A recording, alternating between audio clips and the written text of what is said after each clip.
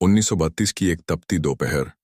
सूरज आकाश पर धधक रहा था, पर येरवड़ा जेल के भीतर उस दिन एक और आग जल रही थी। न्याय, आत्मसम्मान और करोड़ों दबे कुचले इंसानों के भविष्य की आग।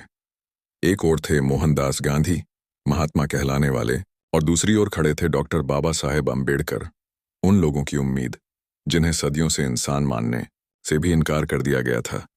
पुणे समझौता यह केवल कुछ पन्नों पर लिखे शब्द नहीं थे। यह वह दस्तावेज था जिसमें एक समाज के सपनों, उसकी पीड़ा, उसकी घुटन और उसके भविष्य की लड़ाई बंद थी। यह संघर्ष था आत्मसम्मान बनाम वर्चस्व का, न्याय बनाम शांति का, सत्य बनाम अहिंसात्मक दबाव का। 1916 से शुरू हुई यह चिंगारी। जब भारत अंग्रेजों की गुलामी झेल रहा था, तब भी एक और गुलामी थी जो कहीं अधिक क्रूर थी, जात पात की। दलितों की जिंदगी तो मानो एक श्राप थी। न शिक्षा, न पानी, न इज्जत, न अधिकार, केवल अपमान, तिरस्कार और असहनीय पीड़ा। इन्हीं हालातों से निकलकर एक लड़का भीम अपने आंसुओं को ताकत बना रहा था। वह पढ़ा, वह बढ़ा, और जब बोला तो पूरी व्यवस्था की नींव हिल गई। हमें वोट दो, नहीं तो हम कहीं के नहीं। बाबा साहेब जानते थे कि शिक्षा, पानी, मंदिर, ये सब एक दिन मिलेगा, लेकिन राजनीतिक अधिकार के बिना कुछ भी नहीं बदलेगा। उन्होंने कहा, हमारे लिए बोलने वाला अगर कोई और होगा तो वह हमारी नहीं, अपनी बात कहेगा। इसलिए हमें अपना नेता खुद चुनने दो। 1931 का द्वितीय गोलमेज सम्मेलन। बड़े बड़े नेताओं के बीच एक अकेली आवाज थी, लेकिन उस आवाज में करोड़ों पीड़ित आत्माओं की आह थी। गांधी से टकराव कोई शौक नहीं था, वह एक धारणा थी, क्योंकि आत्मसम्मान कोई भीख नहीं होती, वह हक होता है। गांधी कहते रहे, यह हिंदू समाज का टुकड़ा है। बाबा साहेब ने दृढ़ता से कहा, बहिष्कृत वर्ग हिंदू नहीं है, न ही वह हिंदुओं का उपवर्ग है। अधिक से अधिक यह कहा जा सकता है कि वह हिंदू धर्म से मिलता जुलता है, बस नाम भर का रिश्ता।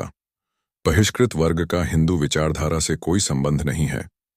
यदि कोई संबंध है तो वह सिर्फ और सिर्फ गुलामी का प्रतीक है। यह समाज का हिस्सा नहीं, इसका शिकार है। यह गुलामी की जंजीरों में जकड़ा एक वर्ग है जो अब आजादी चाहता है। 4 अगस्त 1932, एक रोशनी की किरण। जब ब्रिटिश सरकार ने अछूतों के लिए पृथक निर्वाचन क्षेत्र की मांग स्वीकार कर ली, लेकिन वह रोशनी बहुत जल्द बदल गई एक छायायुक्त अंधेरे में। गांधी ने अनशन शुरू किया, देश रो पड़ा, जन भावनाएं उमड़ पड़ीं, लेकिन उस भीड़ में किसी ने यह नहीं सोचा कि बाबा साहेब के पास भी एक आत्मा है, एक दिल है, और उसके पीछे करोड़ों जिंदा लाशों की चीखें हैं। बाबा साहेब टूटे नहीं, झुके नहीं, लेकिन थक जरूर गए। जब गांधी की हालत बिगड़ी तब बाबा साहेब पर नैतिक दबाव बढ़ता गया। आलोचनाओं की आग में उन्हें खलनायक बना दिया गया, उनका पुतला जलाया गया, धमकियां दी गईं, और अंततः उन्होंने समझौता किया, अपने लोगों के भविष्य पर पत्थर रखकर। 25 सितंबर 1932, पुणे समझौता। बाबा साहेब ने जो कहा वह इतिहास में अमिट रहेगा। यदि मुझ जैसे व्यक्ति को अपने समाज की रक्षा के लिए फांसी भी चढ़ना पड़े तो मैं पीछे नहीं हटूंगा। लेकिन वे पीछे हटे नहीं, वे झुके नहीं, उन्होंने त्याग किया। और यही त्याग था जिसे वे बाद में राजनीतिक आत्महत्या कहने लगे। और फिर भारत का पहला आम चुनाव। जिसने संविधान दिया वह चुनाव हार गया, जिसने देश को दिशा दी उसे देश ने नकार दिया, जिस हाथ ने देश को संविधान दिया उस हाथ से वोट छीन लिया।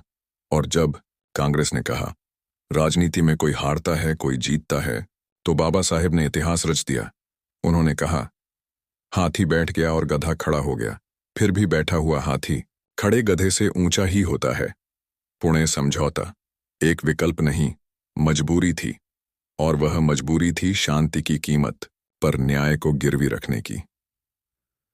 यह कहानी सिर्फ इतिहास नहीं, यह वे आंसू हैं जो बाबा साहेब ने अकेले चुपचाप पी लिए। यह वह दर्द है जो उन्होंने अपने लोगों को बचाने के लिए अपने सीने में छुपा लिया। आज जब हम पुणे समझौते को याद करें तो सिर्फ एक दस्तावेज नहीं, उसके पीछे की चीख, उसकी मजबूरी और बाबा साहेब की लड़ाई को याद करें, क्योंकि बाबा साहेब का संघर्ष सिर्फ आरक्षण का नहीं था, वो इंसानियत की बहाली का संघर्ष था।